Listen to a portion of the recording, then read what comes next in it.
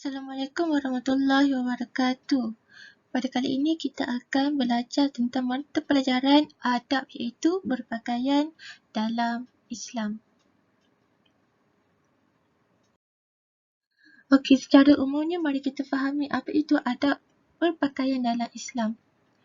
Okey, kita mesti memakai pakaian yang bersih dan sopan. Dan pakaian itu melambangkan peribadi seorang, itu mencerminkan akhlak kita, ya. Dan semua orang akan sayang kepada kita jika pakaian kita bersih dan sopan. Kerana Islam mengajar umatnya berpakaian bersih.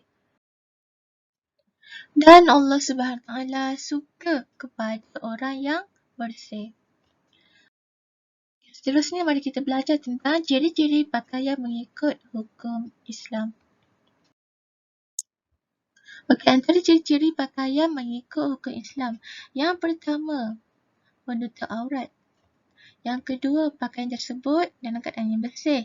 Dan yang ketiga, kesederhanaan dalam berpakaian. Okey, kita lihat dulu ciri-ciri yang pertama iaitu menutup aurat. Apa itu aurat? Aurat ialah bahagian tubuh badan yang wajib ditutup atau dilindungi daripada pandangan, iaitu pandangan mata. Dan hukum menutup aurat adalah wajib. Maknanya jika tidak menutup aurat, berdosa, ya. Okey, menutup aurat bagi seorang lelaki adalah antara pusat hingga lutut. Manakala untuk perempuan, seluruh anggota badan kecuali tapak tangan dan muka. Okey, kita lihat dulu aurat bagi seorang lelaki. Yang pertama, ketika bersendiri, auratnya ialah bahagian sulitnya iaitu kubul dan dubur. Nombor 2, 3 dan 4 adalah sama iaitu nombor 2 ketika bersama mahram dan ketika bersama ajnabi dan ketika solat. Auratnya ialah bahagian antara pusat dan sehingga lutut.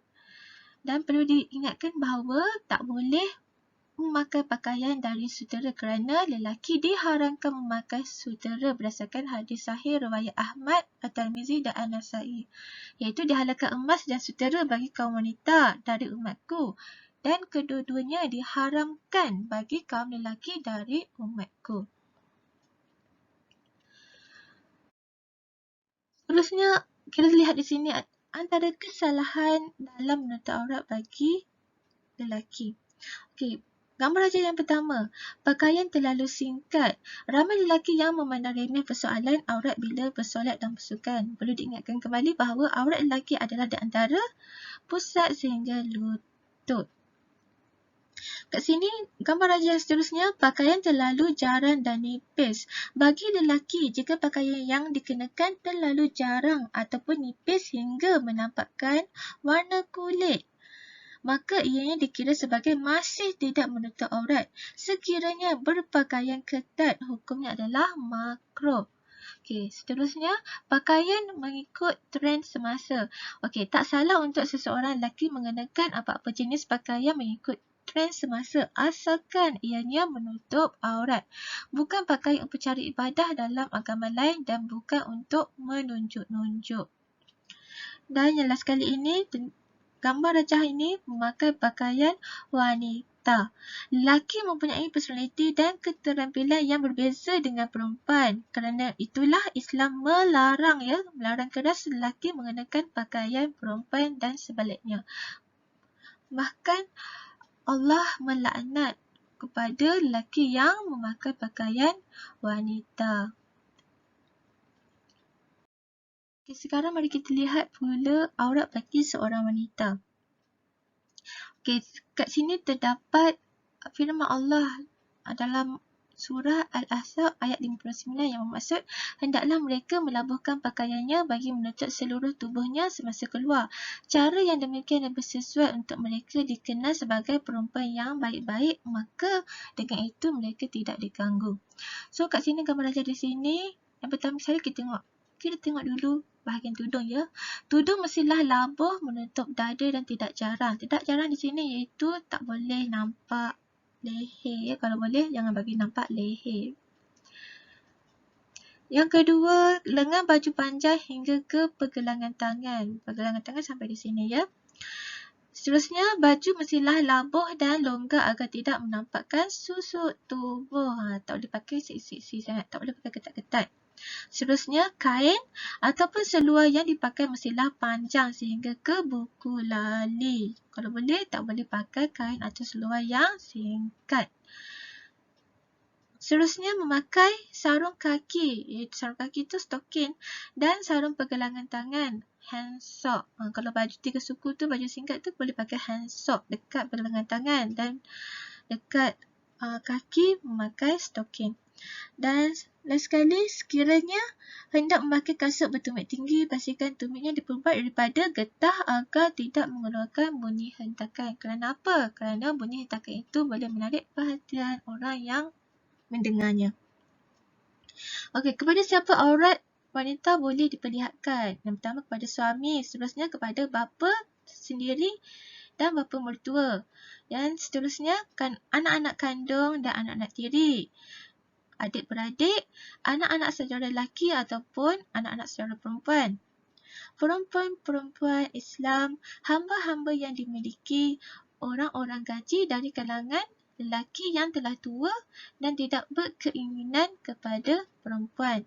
Dan last sekali, kanak-kanak yang belum mengerti lagi tentang aurat perempuan. Okey, seterusnya kita lihat di sini kesalahan-kesalahan dalam menutup aurat untuk wanita. Kesalahan pertama untuk gambar rajah di sini, kesalahannya adalah kain yang dipakai terlalu singkat.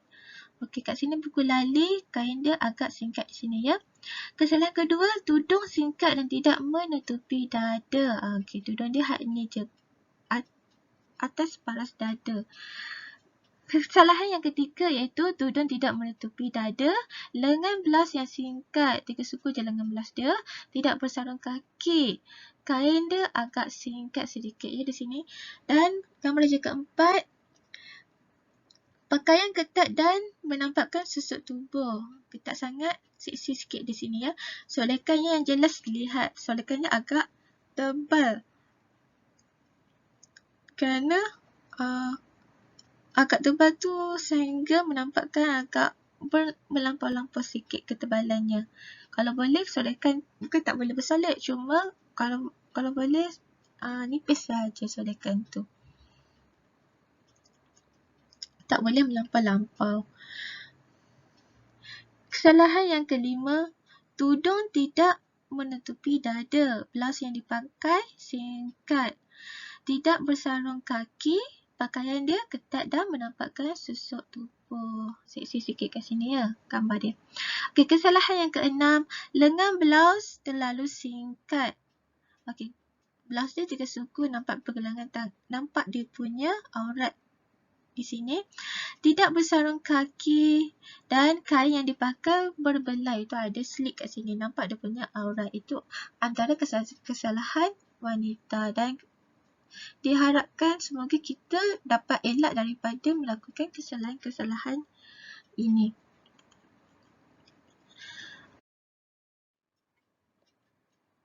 Ciri-ciri kedua dalam berpakaian mengikut hukum Islam adalah bersih.